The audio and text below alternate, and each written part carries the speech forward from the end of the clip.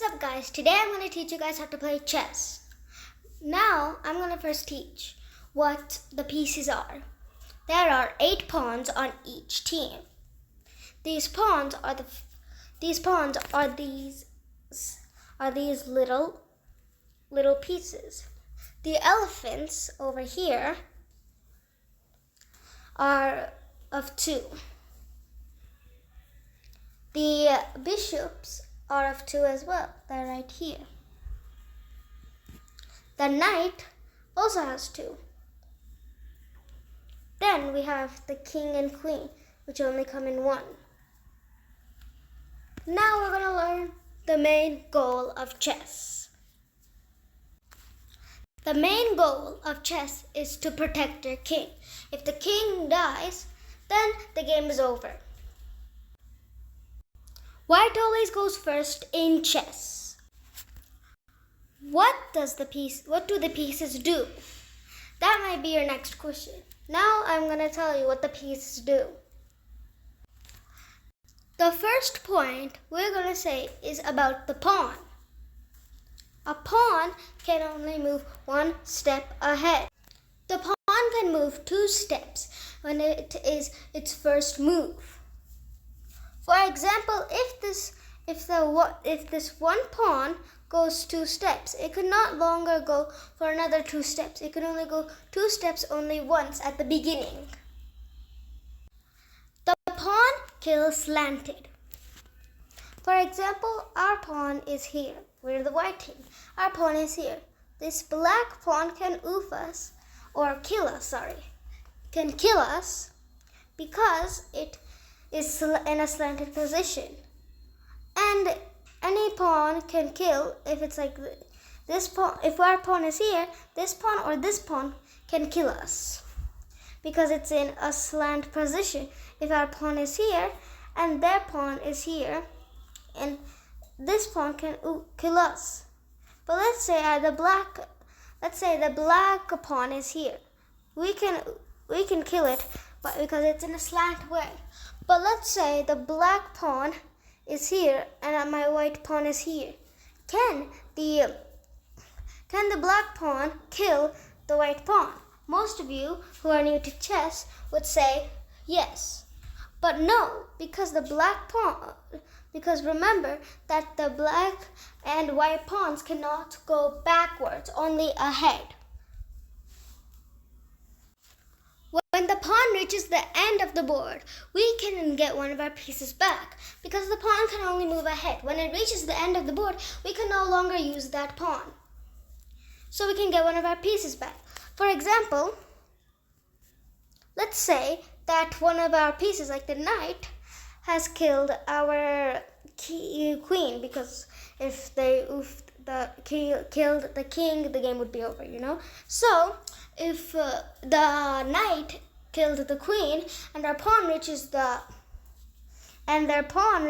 here, over here, then they can get their queen back. But what if we also lost our elephant and our other pawn and not our queen? We can also get those pieces back if we want. We can get whatever piece we want that we lost. That's what I'm saying. What does the elephant do? The elephant can move vertically and horizontally. Now let's say that the black's elephant moved and killed this pawn. Well, I'm going to explain how elephants can kill. But this elephant can move vertically and he can also move this side. If he's over here, the elephant can move that side, and if he's over here, he can move that side. It can move this side, this side, this side, like the whole chessboard. But only if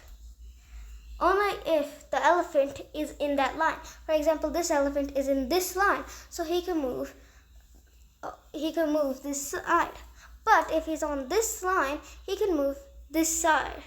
as well if you wanted to. Now this is what the elephant, how we can move the elephant. Now how can the elephant kill? Now the elephant can kill. It is very easy to learn how the elephant can kill. Now let's say this pawn is over here, okay? And that means that this elephant can move over here, and then let's say it could go slant, say it can move horizontally like that, and then it can move here and kill that pawn. It can kill that pawn because it landed on that block. But it would be a dumb move since there's another elephant there, and it can kill your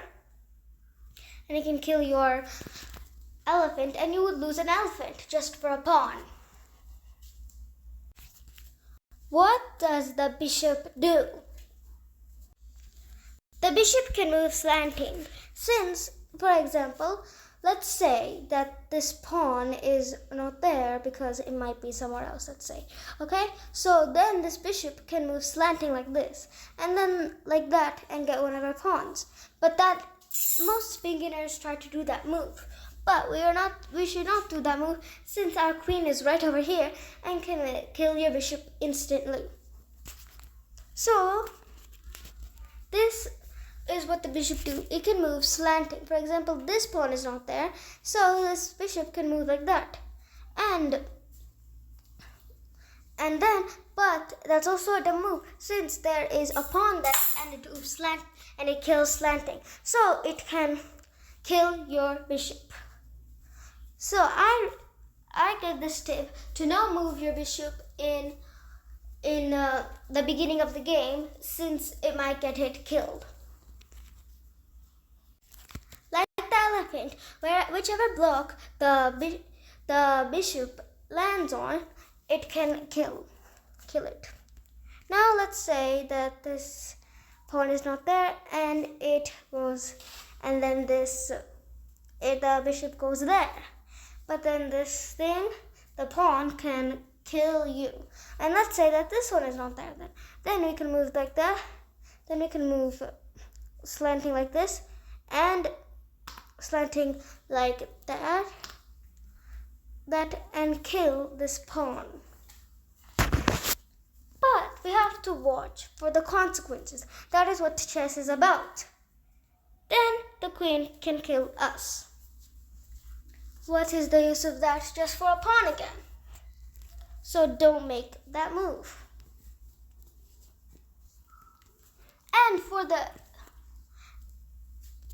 And at the end, and I'm also gonna say, after I'm done explaining the pieces, I'm gonna explain where the pieces are supposed to be, and I'm also going to tell about why the pieces are supposed to be there.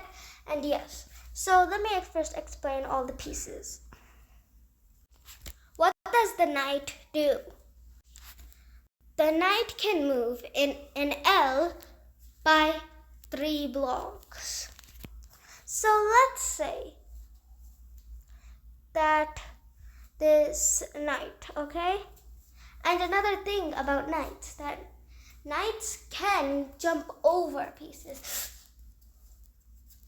Sorry, I just stepped on something and it hurted badly. I think it was a Lego. So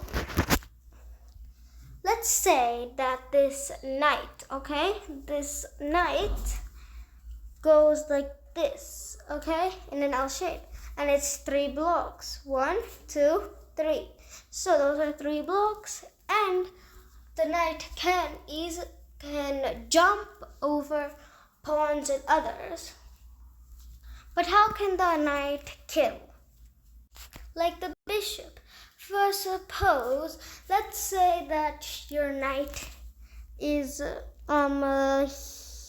here. Let's say that it's here. So it can move 1, 2, 3. It can jump over this pawn and kill this pawn. But again, we'll have to watch the consequences because the king is here and it can kill it. So, was it all? So your knight would die. Now we're going to go to the role of the king. The king can move any direction by one step. Let's say that the king can, let's say this pawn is not there and the king can move there. Let's say this pawn is not there and it can move there. It can move any direction but only by one step. The king is known to be the weakest in chess. And that's really all about the king. There's also something called check and checkmate, which I'll be telling after I explain the queen. The queen is the complete opposite of the king. The queen is considered to be the strongest in chess, and it would be very hard to win chess without it, in my opinion. So, the queen, let's say only if let's say this pawn is blocking her, but this pawn is not. There's no pawn there, so she can move as many steps as she wants there to the slanting. But there's a pawn here, so she can't go slanting here. It blocks her way. She can go in any direction and with as many steps as you want. But the thing is, if there's anything blocking her, she has to stop at that limit. Let's say she want to move your queen until here, but you can't because there's that pawn blocking it. So yeah, and it would be a risky move anyways if there was no pawn, because then actually it won't be a risky move because I just realized that you can kill that queen, but then your queen would be killed, because the king is here, and that means the king can kill you. The king can kill in any direction, and so as the queen. But the king can only kill if the queen is if our queen is right next to him. But if the queen is right over here, he cannot. What is checkmate and check? Now let's say that, okay, so check is when one of our pieces, like the elephant, let's say, the elephant is right over here, and their elephant is there's nothing blocking it. So the elephant can kill the other person's king. Our elephant can kill like that. But there's an escape for the king. You say check. Then the king, let's say that there's no pawn here. Then the king can move that side. Then the king has an escape. When the king can escape the situation and not get killed, then it's called a check. Checkmate is when the king cannot escape and the game is over when a checkmate comes. But there is one solution, but I would not teach it to beginners, and I probably will teach it in the next video of chess. So now I'm going to teach of how to set the board. The first rule is that that we have two elephants, bishops, and knights on each side. So the rule is that they should be on different colors. Like for example, the knight here is on black, and this knight is on white. This bishop on this side is on a black square, but this bishop is on a white square, and this elephant is on the black square, but this one is on the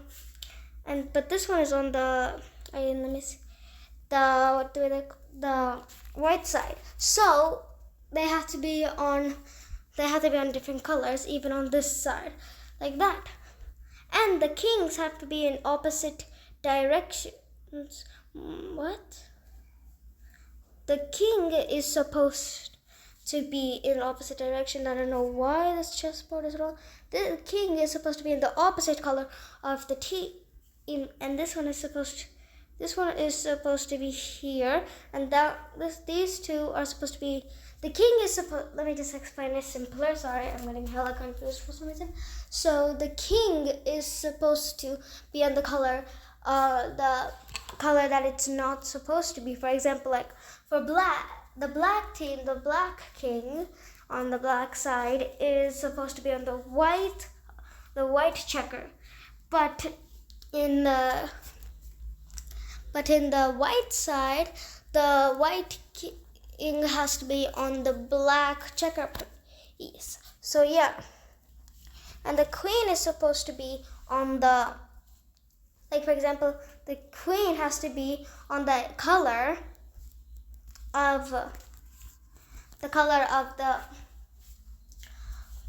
their team. Like you were playing on the black team, that means your queen has to be on a black checker.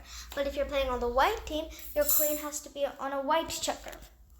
And the pawns will just be placed in a line like that. And that's just how to play chess. If I made any mistakes, I'm sorry, because I started chess like almost by 5 months by now, and this is how I was taught. So just if I made any mistakes, comment below. And if I missed any like steps stuff, I did not put them here on purpose, since this is for beginners. And yeah. So I hope you guys like this video. Please like and subscribe if you want to. If you guys like my content, I really want you can subscribe. And yeah. If I should post more chess videos, comment below. And yeah, bye.